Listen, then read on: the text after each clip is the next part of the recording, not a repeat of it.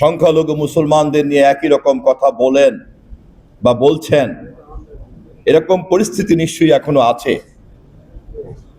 এবং বাংলাদেশের সন্তোষ শর্মা আর ভারতের মুসলমান সন্তোষ শর্মা, তাদের সমস্যা কিন্তু কম বেশি একই।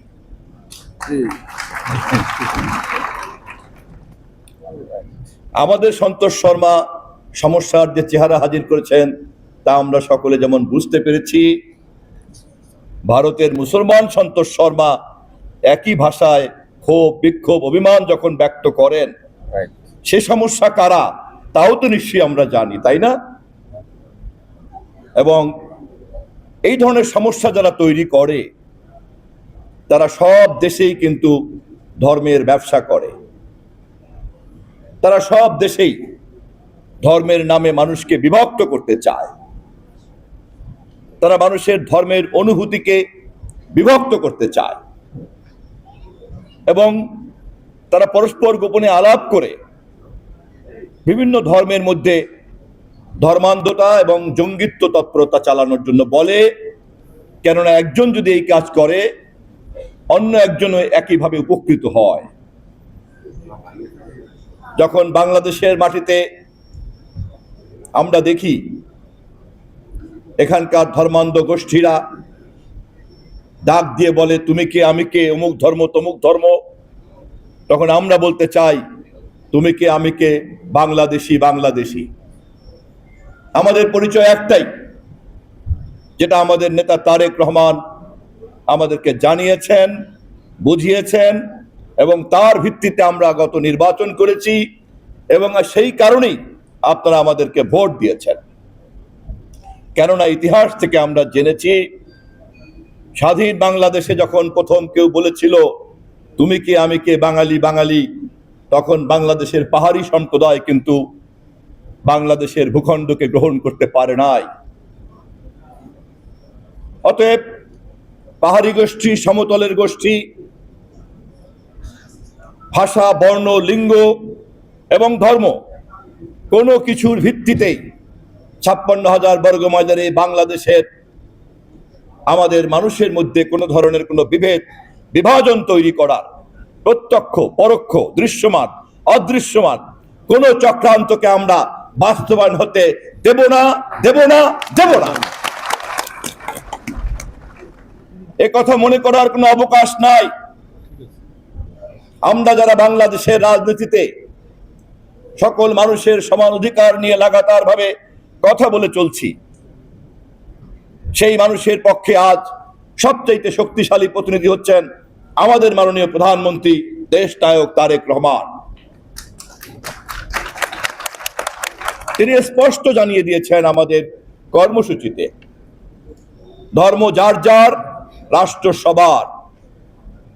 অতএব কোন ধর্ম অবলম্বীকে যদি কেউ ব্যবহার করতে চায়, কোন রাষ্ট্রকে কোন ধর্মের মাধ্যমে গ্রাস করবে, বুঝতে হবে সে সৃষ্টিকর্তার বিরোধিতা করে, সে মানবতার বিরোধিতা করে এবং সে ধর্মের মূল মর্মবাণীর বিরোধিতা করে। এ ধরনের সাম্প্রদায়িকতা পবিত্র ধর্ম বিরোধী, সে যে ধর্মেরই হোক। আমরা জানি কুরুক্ষেত্রের যুদ্ধে, পঞ্চপাণ্ডব এবং কৌরবের যুদ্ধের কোন মুহূর্তে আপনাদের ভগবান শ্রীকৃষ্ণের আবির্ভাব ঘটেছিল আমরা খুব ভালো করেই জানি।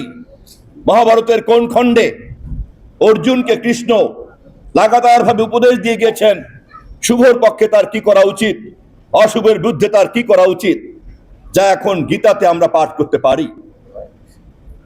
অতএব মূল যুদ্ধ হচ্ছে অশুভের বিরুদ্ধে শুভর যুদ্ধ, মানবতার বিরুদ্ধে মানবতা বিরোধীদের যুদ্ধ। আমরা অবশ্যই ধর্মাবলম্বী, আমরা অবশ্যই যার যার ধর্মতে কঠিন ভাবে চর্চা করব, বিশ্বাস করব। আর সেই কারণেই অন্য ধর্মাবলম্বীকেও আমরা সমানভাবে শ্রদ্ধা করব। এবং যখনই আমার ধর্ম বিশ্বাসকে চর্চাকে, আপনার ধর্ম বিশ্বাসকে চর্চাকে, খ্রিস্ট ধর্ম, বৌদ্ধ ধর্ম সহ যে কোনো ধর্মের বিশ্বাস চর্চাকে কোন মহল সূক্ষ্মভাবে একটি সাম্প্রদায়িক পকেটে পরিণত করার জন্য চক্রান্ত করবে, সাথে সাথে ধর্মপ্রাণ মানুষ, ওই ধর্ম ব্যবসায়ীকে আপনারা চিহ্নিত করবেন। আমাদের ধর্মচর্চা তখনই সার্থক হবে যখন আমরা ধর্মচর্চাকারীরা ধর্ম ব্যবসায়ীদেরকে সঠিকভাবে চিনতে পারবো, জানতে পারবো এবং বুঝতে পারবো। রাজনীতিতে দর্শন, চিন্তা, আদর্শ কোন ধর্মীয় দর্শন আদর্শ নয়।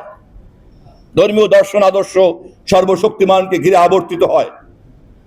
রাজনীতির যে কোনো চিন্তা সেই জনগোষ্ঠীর স্বার্থকে কেন্দ্র করেই আবর্তিত হবে।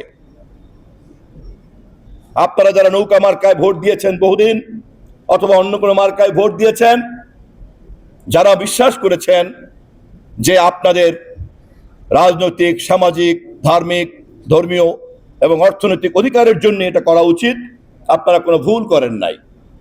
যেমনটি আপনারা গত নির্বাচনে মনে করেছেন যে আপনাদের নিজেদের প্রয়োজনেই, স্বার্থেই আপনাদেরকে ধানের শীষে ভোট দিতে হবে।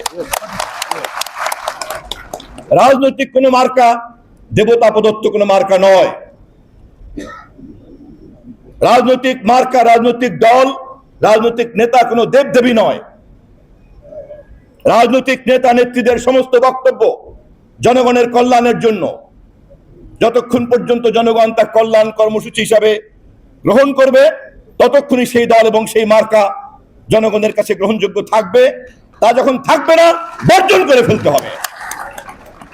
সে কাজ আপনারা করেছেন বলেই 2024-এর 5ই আগস্ট আমরা তাকিয়ে তাকিয়ে দেখেছি এই দেশের সনাতন সম্প্রদায় সহ সংখ্যালঘু সম্প্রদায়ের মর্মবেদনাকে পুঁজি করে যারা রাজনৈতিক হাতিয়ারে পরিণত করে ফেসিবাদের একটা বড় হাতিয়ার তৈরি করেছিল, যখন প্রমাণ হয়ে গিয়েছিল এটা ব্যবসা ছাড়া কিছু নয়, তখন তারা পালিয়ে গিয়েছিল। কিন্তু ধর্মপ্রাণ মানুষরা তাকিয়ে তাকিয়ে শুধু করুণা বর্ষণ করেছে, এর চাইতে বেশি কিছু করে নাই।